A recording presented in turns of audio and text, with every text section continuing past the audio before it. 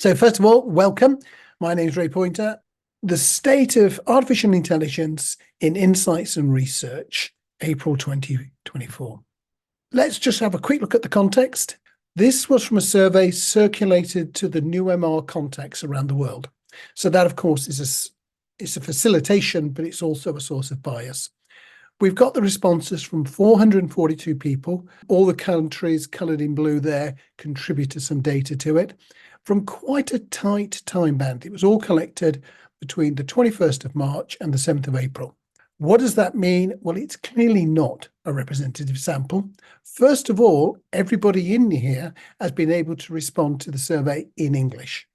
But the second is the NewMR community tends to be a bit more innovative, a bit more forward-looking. So we would expect all of the adoption rates here to be a little bit higher than they would be across the whole market. We would also expect some of the responses to be a bit more informed. And as I mentioned before, we did use ResearchWise AI. I think from an ethical point of view, it's really important to mention every time you use AI as part of your processing. Who else is in the sample? Well, about 2/3 of these 442 people are from research agencies or consultancies. That's the largest block. The second largest block are the buyers and users of research, sometimes called the end clients. Then we have a fair chunk of suppliers to the industry, panel companies, software companies, companies like that. And then it's the academics, journalists, consultants, and one person who preferred not to say, which is fine. Globally, about just over a quarter of the data comes from North America, USA and Canada. Just over a quarter comes from Europe, with probably getting on for half of that coming from the UK. And just over a quarter comes from the Asia Pacific region, including Australia and New Zealand. We use this data collection with the strict anonymity setting when we're collecting the data, which means we know which region it is because it's a question we ask. We don't ask country because quite often we'd be down to small numbers for some countries, and that would remove the anonymity in that data. So, interesting stuff now.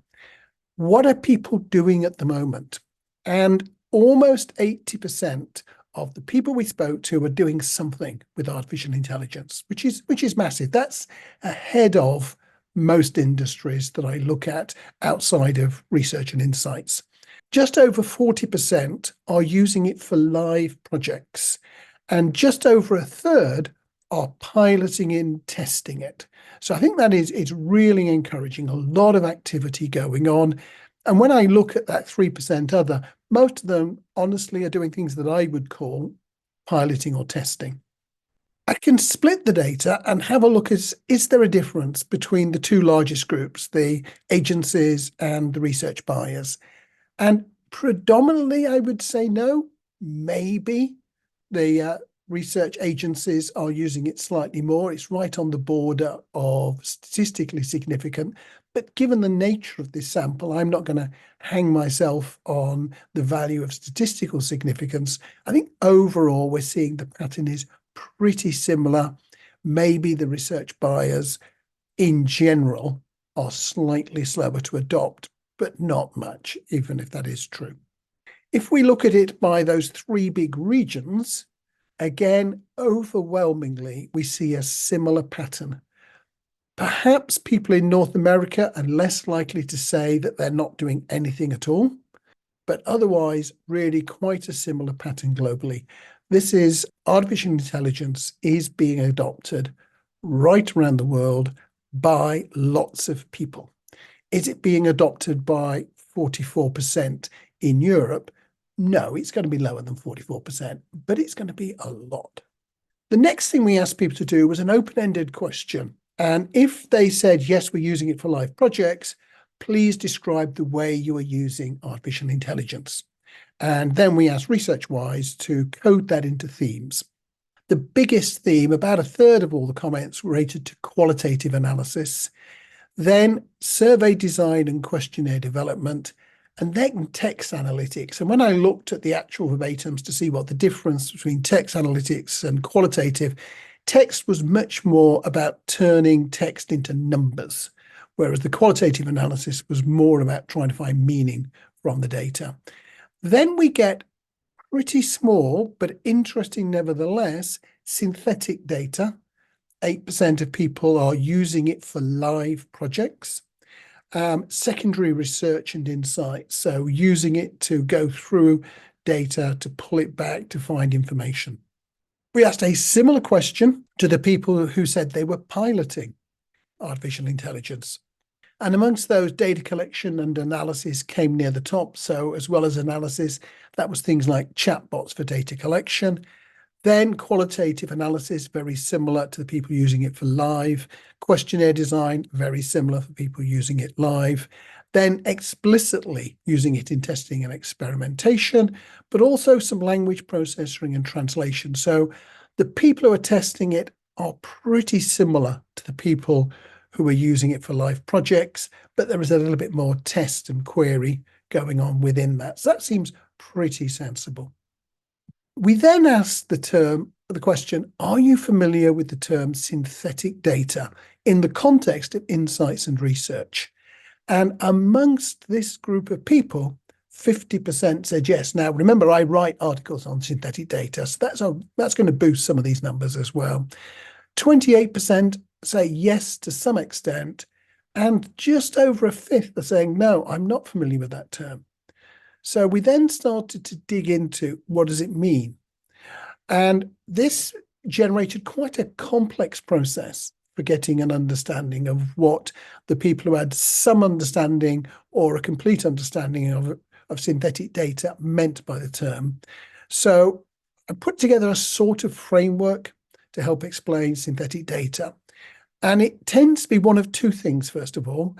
Either it means using artificial intelligence to generate an answer to a question, or it means constructing people, qualitative people or quantitative people, so that they can then be questioned.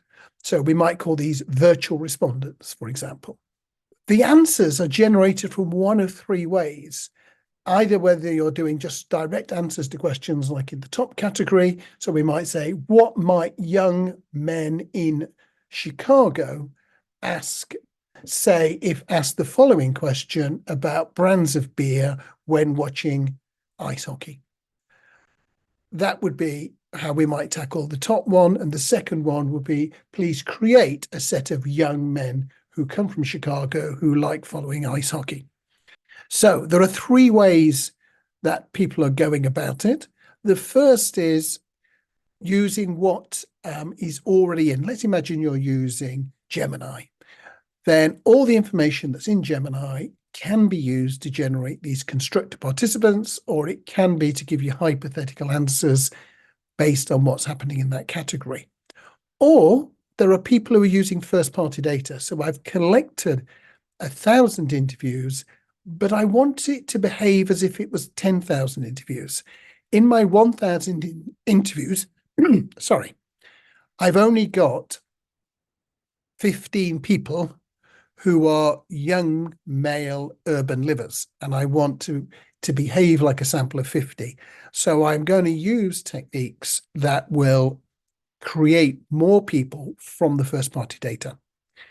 And the final way, and this is the one that is probably getting the most attention in the commercial market at the moment, is a combination. So you collect your first-party data, you want to augment it, you want to make it like it was more people, and so use a combination of the data that's in there and what the AI already has. And then what are people really doing with it? They're creating personas that can then be questioned in a qualitative way. So you'd create a persona, and then you'd have a Q&A backwards and forwards, and you would interview them sort of like you would interview an online person.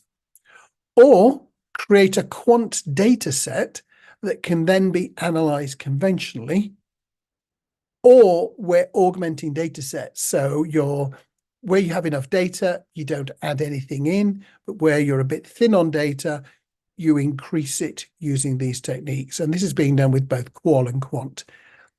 Generally, that's what most people seem to mean by synthetic data. When you look at the more intellectual arguments that are going on in LinkedIn and some conferences where people talk about other things like, is weighting synthetic data? What about hierarchical Bayes?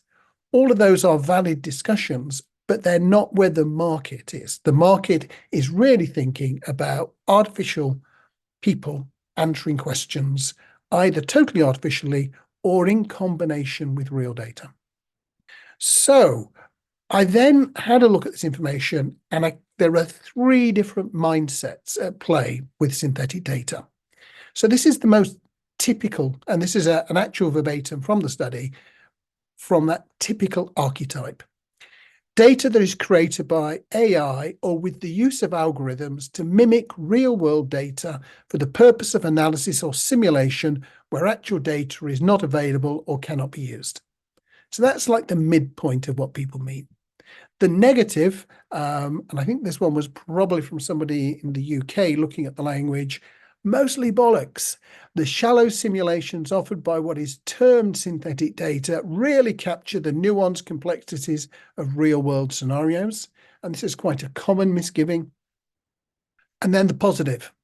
Synthetic data is essential for augmenting our data sets. This is presumably from somebody who is using it live, allowing us to simulate a wider range of scenarios than our real-world data permits.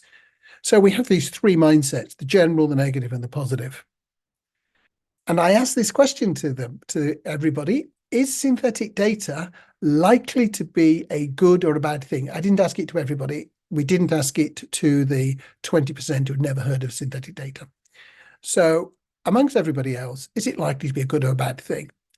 And 35% of people said it was a good thing, either good or probably good. 26% of people said it was a bad thing.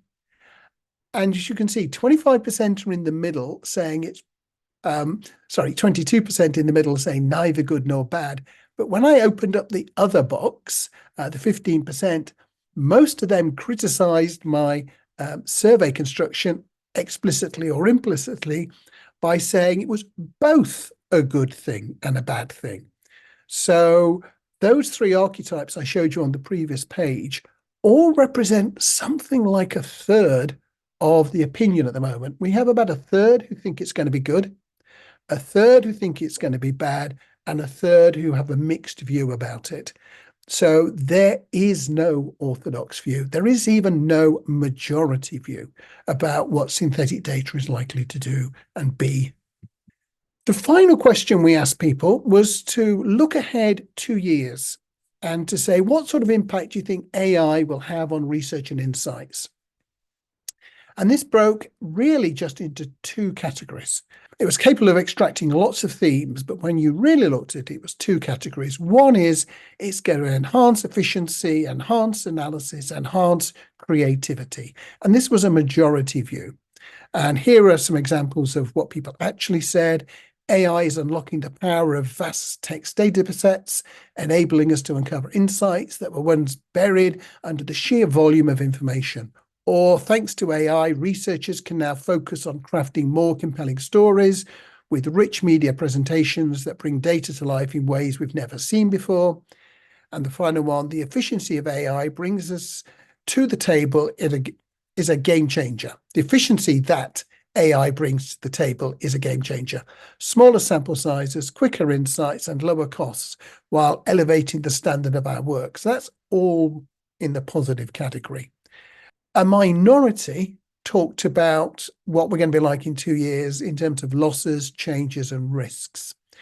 There's a growing concern the art of research is being lost as we lean more on artificial intelligence, which doesn't always understand the nuances that experienced researchers do.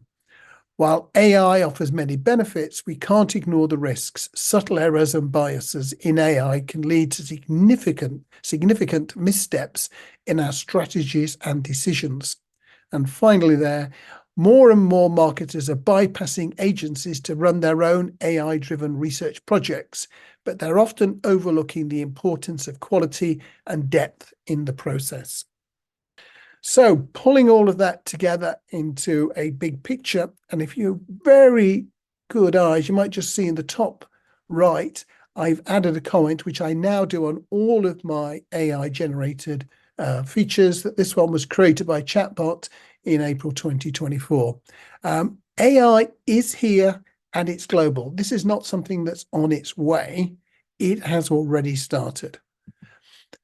Most people in this study were positive about artificial intelligence, faster, deeper, bigger data sets, freeing up the human thinking. This freeing up humans to be more creative was a very, very common theme in the data. But some people are negative. Loss of skills, hidden failings, for example, bias, and loss of jobs in agencies were all things that people were worried about. The hottest topic, I am sure, I've been a bit more caveated here saying perhaps, is synthetic data. This is the one that people want to talk about the most. The best interpretation is it makes research faster, cheaper, and better. At worst, it's doomed to failure. But again, this is not something for the future. There are agencies out there selling synthetic data. There are clients out there buying and using synthetic data. There are two strategies for the future that I think are equally risky. Do nothing because you're going to be left behind. You won't get that valuable learning in place. Or bet big on a specific approach. You really don't want to assume that it's Perplexity and not OpenAI. And you don't want to bet that it's OpenAI and not Gemini. These things are changing. There's been a whole set of new tools released by the major players this week, and there will be more in the next few weeks. So really, really don't go down a single rabbit hole to do that. So thank you very much, and I look forward to your questions. Do we have any questions about what was in the data or even what was not in the data? Okay, great question from Rob in the chat, which is where are we at in terms of privacy security considerations? If we believe their terms of business, I'll come back to that in a second, then all of the platforms have the ability for you to say, do not learn from my data that I'm uploading. Do not store my data. And in particular, all the time that you're paying to use them, if you're using the APIs and the corporate enterprise level systems, they all have that written into their contract. If it turns out they're not sticking to their contract, they will have a bigger problem than me or you. People will come down on them. They are being watched by governments. They're being watched by the big law companies.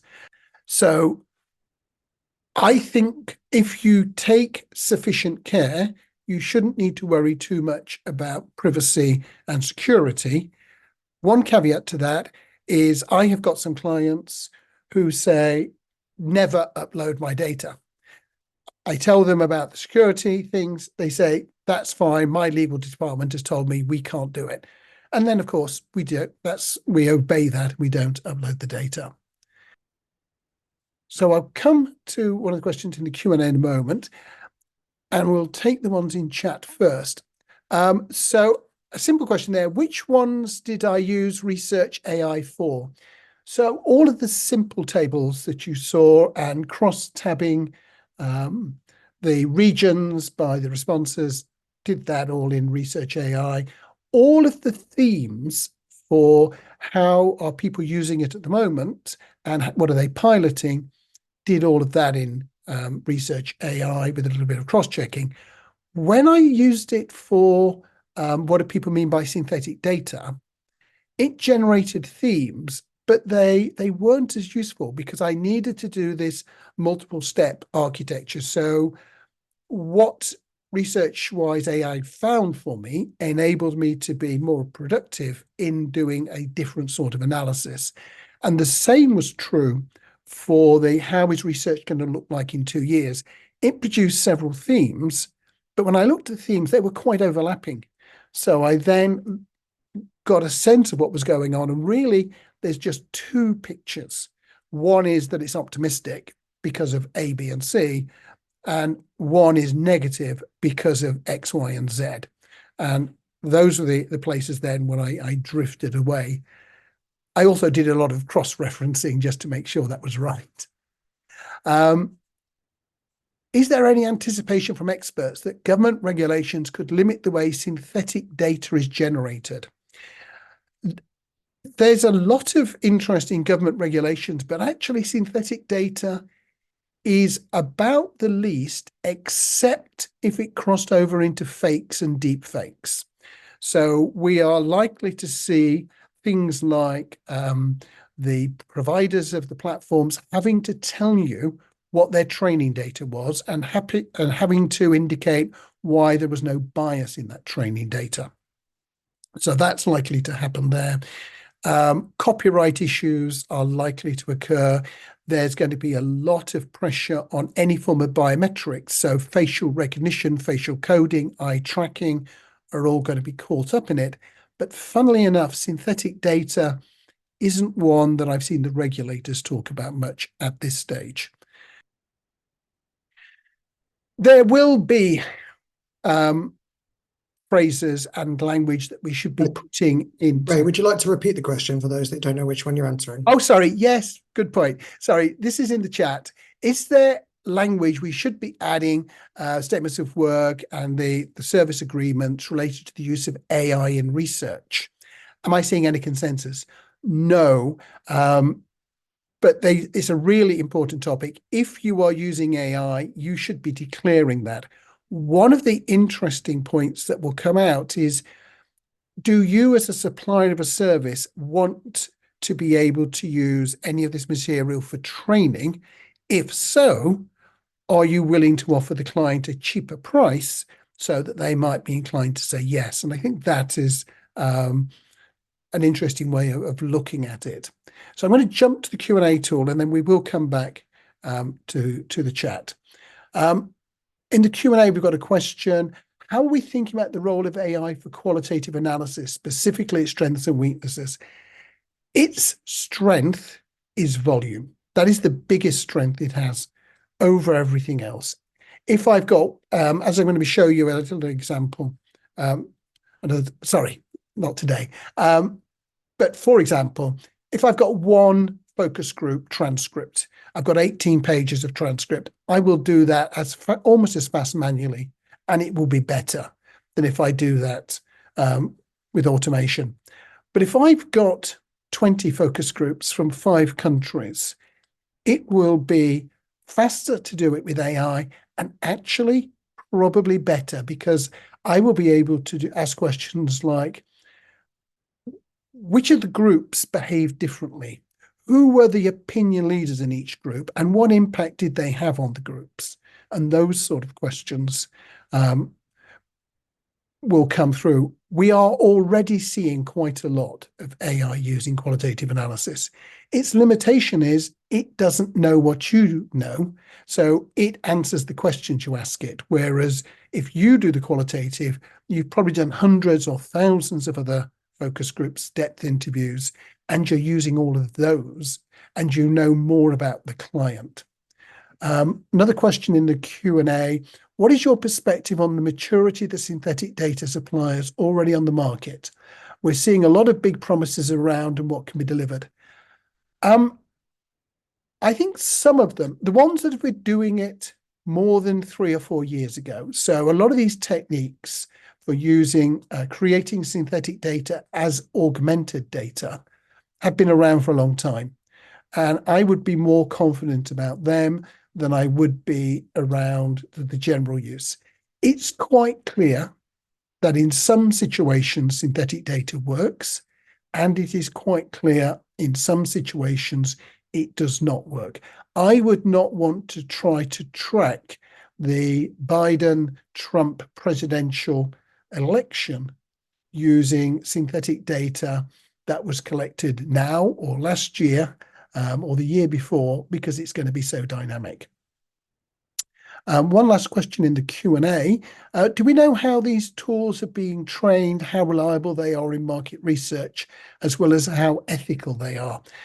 This is all the stuff that is being pursued. SMR have just published 20 questions. So if you Google SMR 20 questions, it suggests 20 questions that a buyer should ask a vendor before you consider buying from them. And a lot of these questions are covered in there. And I think how have they been trained is going to become increasingly important. Just to give you one example, there have now been quite a few people who have run tests in different languages. So you ask the same law questions or you ask the same health questions in French, Japanese, German, English, and you score them against the known answers.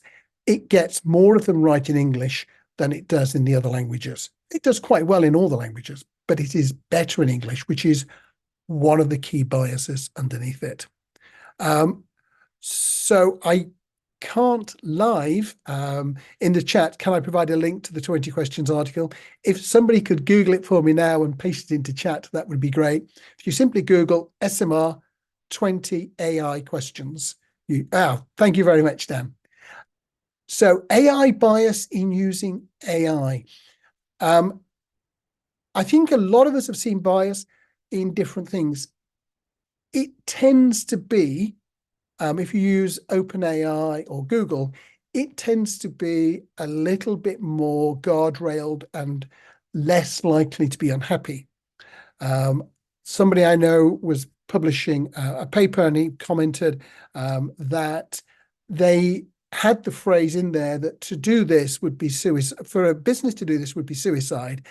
And it extracted it. It wouldn't process it because the guardrails wouldn't let it process suicide. So if you were doing social research, or if you were doing research into the rise of popularism, it's quite likely the bias is going to be fairly in your face.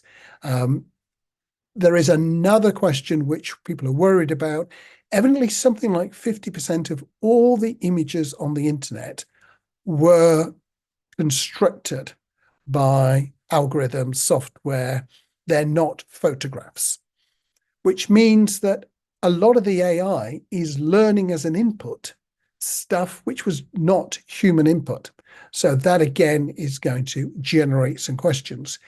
If you start using AI and you let the AI learn from your questions, which is very tempting, you are going to change the direction that the AI goes in. So that again would be another problem in those areas. And I think that is all of the questions on that presentation. Let's go and say a big thank you to all of our sponsors, and we look forward to seeing you at future webinars. Thanks, everyone.